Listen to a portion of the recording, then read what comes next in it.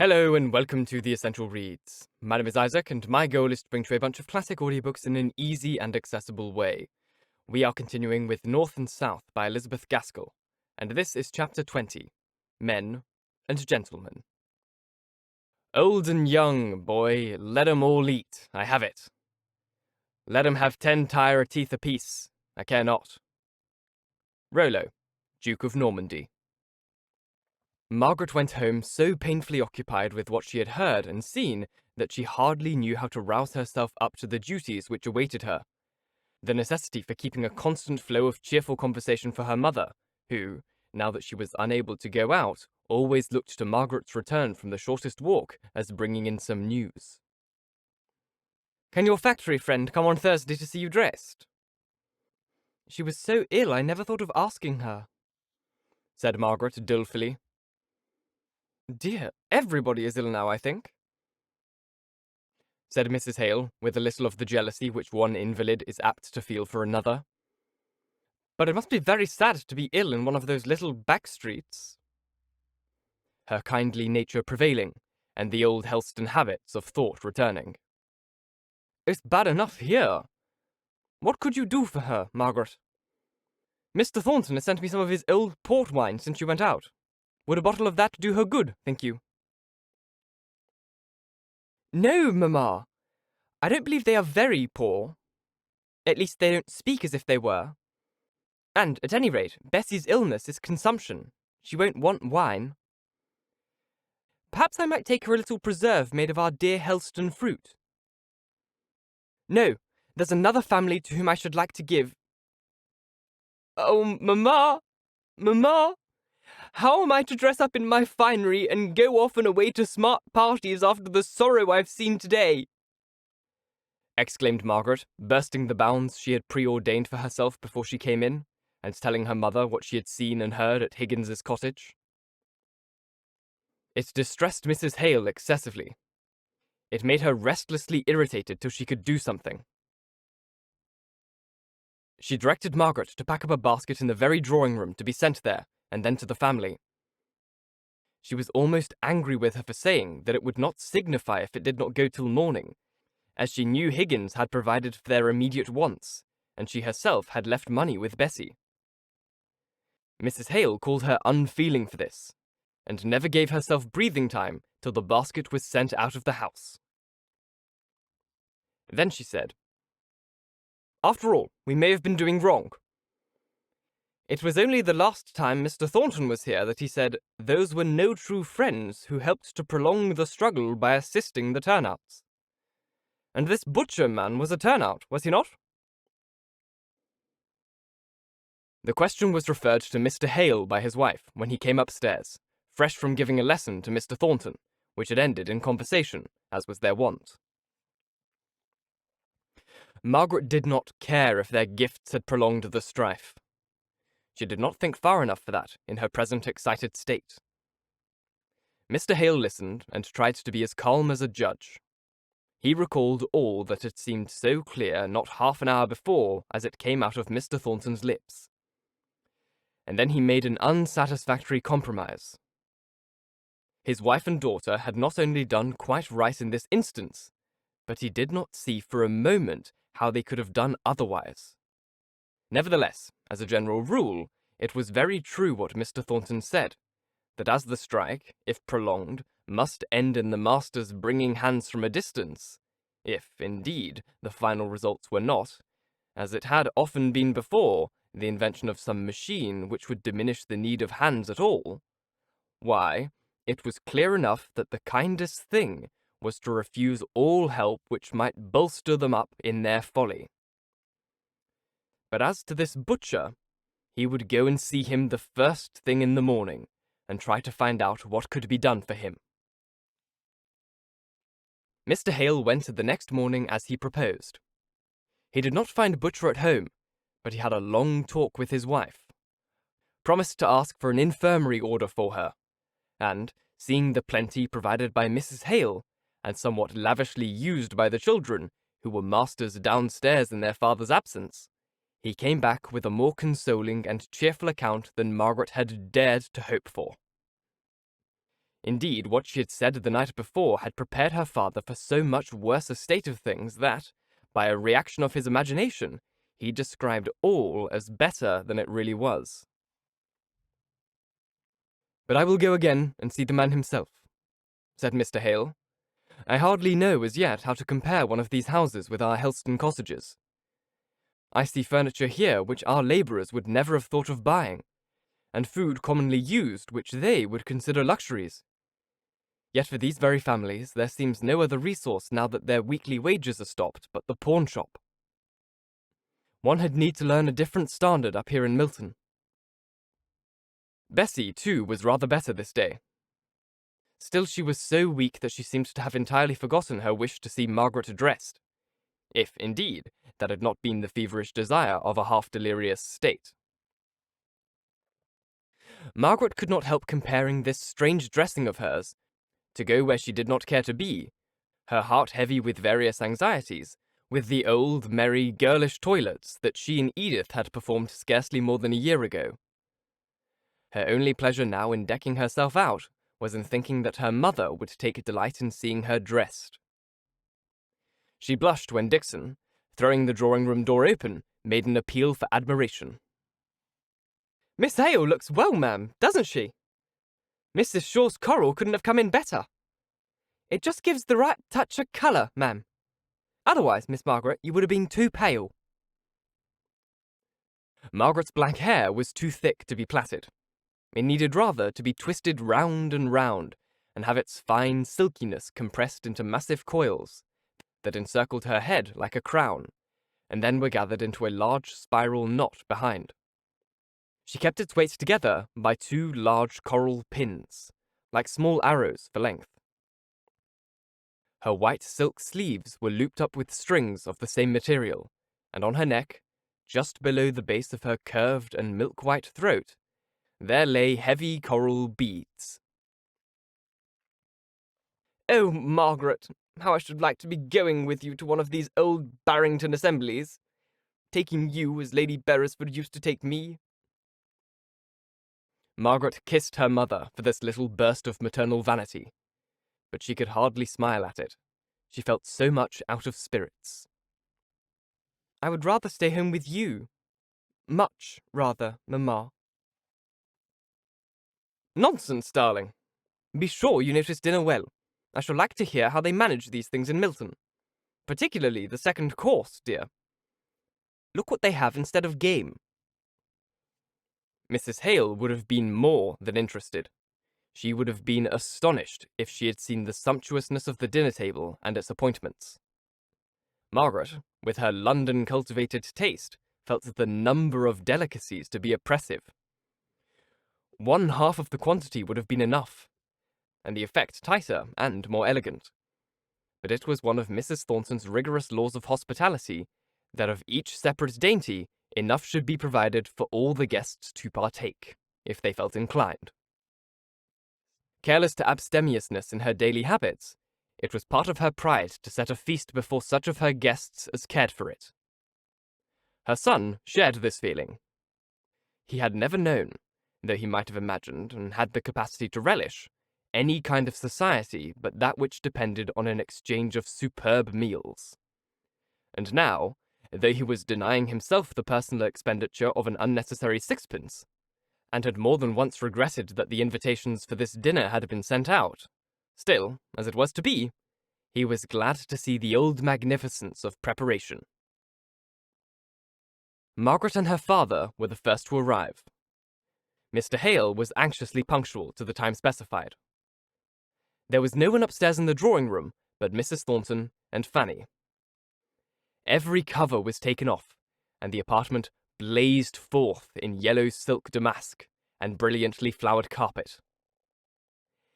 Every corner seemed filled up with ornament until it became a weariness to the eye, and presented a strange contrast to the bald ugliness of the lookout into the great mill yard, where the wide folding gates were thrown open for the admission of carriages.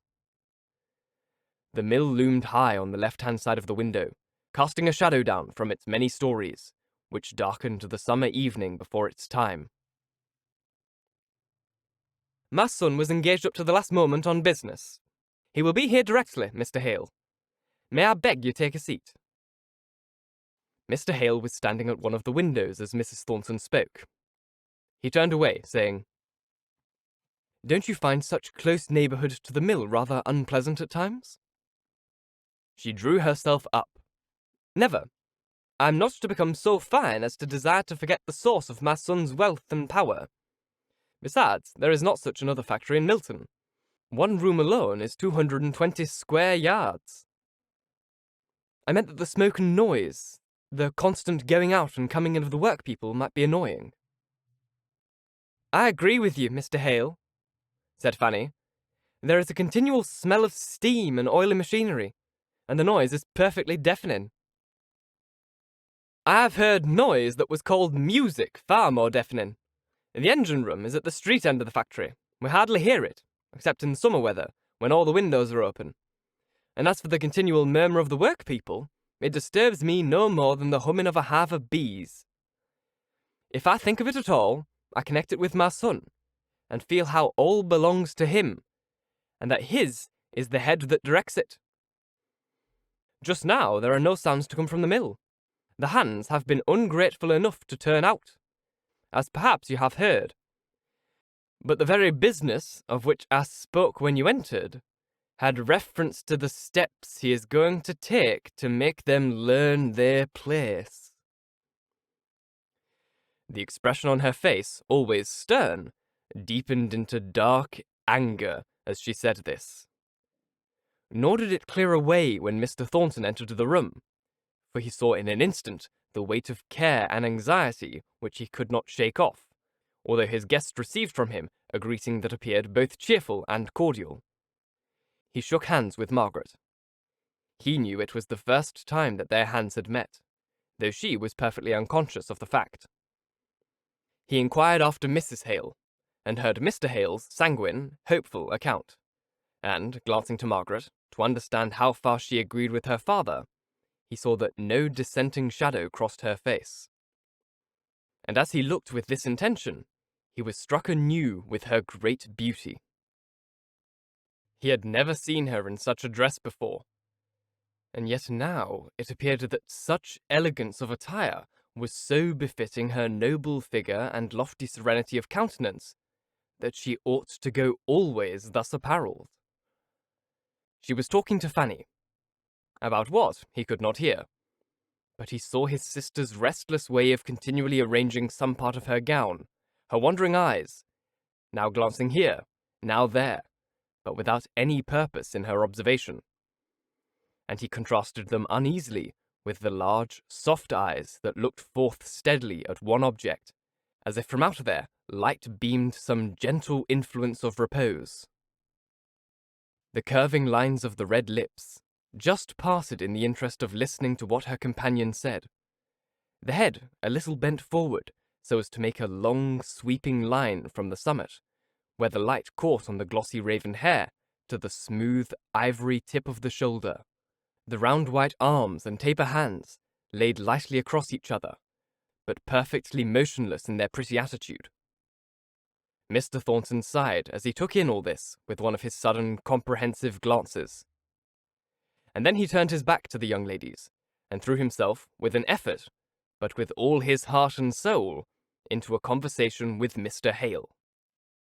More people came, more and more. Fanny left Margaret's side and helped her mother to receive her guests. Mr. Thornton felt that in this influx no one was speaking to Margaret, and was restless under this apparent neglect. But he never went near her himself, nor did he look at her. Only he knew what she was doing, or not doing, better than he knew the movements of anyone else in the room. Margaret was so unconscious of herself, and so much amused by watching other people, that she never thought whether she was left unnoticed or not. Somebody took her down to dinner. She did not catch the name, nor did he seem much inclined to talk to her. There was a very animated conversation going on among the gentlemen. The ladies, for the most part, were silent, employing themselves in taking notes of the dinner and criticizing each other's dresses. Margaret caught the clue to the general conversation, grew interested, and listened attentively. Mr. Horsfall, the stranger whose visit to the town was the original germ of the party, was asking questions relative to the trade and manufacturers of the place, and the rest of the gentlemen, all Milton men, were giving him answers and explanations. Some dispute arose, which was warmly contested. It was referred to Mr. Thornton, who had hardly spoken before, but who now gave an opinion, the grounds of which were so clearly stated that even the opponents yielded. Margaret's attention was thus called to her host. His whole manner, as master of the house and entertainer of his friends, was so straightforward, yet simple and modest, as to be thoroughly dignified. Margaret thought she had never seen him to so much advantage. When he had come to their house, there had been always something, either of over-eagerness, or of that kind of vexed annoyance which seemed ready to presuppose that he was unjustly judged, and yet felt too proud to try and make himself better understood. But now, among his fellows, there was no uncertainty as to his position. He was regarded by them as a man of great force of character, of power in many ways. There was no need to struggle for their respect. He had it, and he knew it, and the security of this gave a fine, grand quietness to his voice and ways which Margaret had missed before. He was not in the habit of talking to ladies, and what he did say was a little formal. To Margaret, he hardly spoke at all. She was surprised to think how much she enjoyed this dinner. She knew enough now to understand many local interests, nay, even some of the technical words employed by the eager mill owners. She silently took a very decided part in the question they were discussing. At any rate, they talked in desperate earnestness, not in the used-up style that wearied her so in the old London parties. She wondered that, with all this dwelling on the manufacturers and trade of the place, no allusion was made to the strike then pending. She did not know yet how coolly such things were taken by the masters, as having only one possible end. To be sure, the men were cutting their own throats, as they had done many a time before. But if they would be fools, and put themselves into the hands of a rascally set of paid delegates, they must take the consequence. One or two thought Thornton looked out of spirits, and of course he must lose by this turnout. But it was an accident that might happen to themselves any day, and Thornton was as good to manage a strike as anyone, for he was as iron a chap as any in Milton. The hands had mistaken their man in trying that dodge on him, and they chuckled inwardly at the idea of the workmen's discomfiture and defeat in their attempt to alter one iota of what Thornton had decreed. It was rather dull for Margaret after dinner. She was glad when the gentlemen came, not merely because she caught her father's eye to brighten her sleepiness up, but because she could listen to something larger and grander than the petty interests which the ladies had been talking about. She liked the exultation in the sense of power which these Milton men had. It might be rather rampant in its display, and savour of boasting, but still they seemed to defy the old limits of possibility in a kind of fine intoxication, caused by the recollection of what had been achieved, and what yet should be. In her cooler moments, she might not approve of the spirit in all things. Still there was much to admire in their forgetfulness of themselves, and the present, in their anticipated triumph over all inanimate matter at some future time which none of them would live to see. She was rather startled when Mr. Thornton spoke to her close at her elbow. "I could see you were on our side in our discussion at dinner. Were you not, Miss Hale?" "Certainly, but then I know so little about it. I was surprised, however, to find from what Mr. Horsfall said, that there were others who thought in so diametrically opposite a manner, as the Mr. Morrison he spoke about. He cannot be a gentleman, is he?" "I'm not quite the person to decide on another's gentlemanliness, Miss Hale. I mean, I don't quite understand your application of the word. But I should say that this Morrison is no true man. I don't know who he is. I merely judge him from Mr. Horsfall's account." I suspect my gentleman includes your true man. And a great deal more, you would imply. I differ from you. A man is to me a higher and completer being than a gentleman. What do you mean? Asked Margaret. We must understand the words differently. I take it that gentleman is a term that only describes a person in his relation to others. But when we speak of him as a man, we consider him not merely with his regard to his fellow men, but in relation to himself, to life, to time, to eternity. A castaway lonely as Robinson Crusoe, a pioneer immured in a dungeon for his life, nay, even a saint in Patmos, has his endurance, his strength, his faith best described by being spoken of as a man.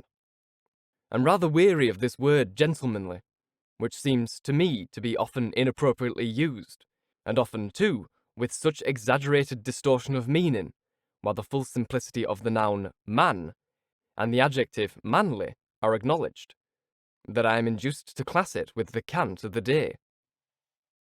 Margaret thought a moment, but before she could speak her slow conviction, he was called away by some of the eager manufacturers, whose speeches she could not hear, though she could guess at their import by the short, clear answers Mr. Thornton gave, which came steady and firm as the boom of a distant minute gun. They were evidently talking of the turnout, and suggesting what course had best be pursued. She heard Mr. Thornton say, "That has been done." And then came a hurried murmur, in which 2 or 3 joined. "All those arrangements have been made." Some doubts were implied, some difficulties named by Mr. Slickson, who took hold of Mr. Thornton's arm, the better to impress his words. Mr. Thornton moved slightly away, lifted his eyebrows a very little, and then replied, "I take the risk. You need not join in it unless you choose." Still some more fears were urged. "I'm not afraid of anything so dastardly as incendiarism. We are open enemies, and I can protect myself from any violence that I apprehend. And I will assuredly protect all those who come to me for work. They know my determination by this time as well and fully as you do." Mr. Horsfall took him a little on one side, as Margaret conjectured, to ask him some other questions about the strike. But, in truth, it was to inquire who she herself was, so quiet, so stately, and so beautiful. "A Milton lady?" asked he, as the name was given. "No, she's from the south of England. Hampshire, I believe," was the cold, indifferent answer. Mrs. Slickson was catechizing Fanny on the same subject. "Who was that fine, distinguished-looking girl? A sister of Mr. Horsfall's?" "Oh dear, no. That is Mr. Hale, her father, talking now to Mr. Stephens. He gives lessons. That is to say, he reads with young men. My brother John goes to him twice a week, and so he begged Mamma to ask them here, in hopes of getting him known. I believe we have some of their prospectuses, if you would like to have one." "Does he really find time to read with a tutor in the midst of all his business? And this abominable strike in hand as well?" Fanny was not sure, from Mrs. Slickson's manner, whether she ought to be proud or ashamed of her brother's conduct. And, like all people who try to take other people's ought for the rule of their feelings, she was inclined to blush for any singularity of action. Her shame was interrupted by the dispersion of the guests. Thank you so very much for listening. If you enjoyed, please like, comment, share, all that jazz, and if you really enjoyed, do subscribe, because there is more to come. If you're listening on podcast, please leave a review, as it's the easiest way to get this in front of as many people as possible, and reading your reviews really, really makes my day. If you want to support the show further, there is a Ko-Fi link just here on screen that you can click on if you're on YouTube, or you can find the same link in the description box. It's just a direct way to donate to the show. You can also do direct donations on YouTube. But honestly, the best thing that you could do for me at the moment would be just to put the show on, maybe, while you're asleep. while on Spotify or your podcast platform of choice, so that I can get the listening hour requirement that I need there, so that I can finally start getting paid for putting this out on podcast platforms as well. Currently, I'm only being paid a bit by YouTube. So if I could get paid there as well, it would mean the absolute world to me. It'd be life-changing. Once again, thank you so very much for listening. And until next time, bye-bye.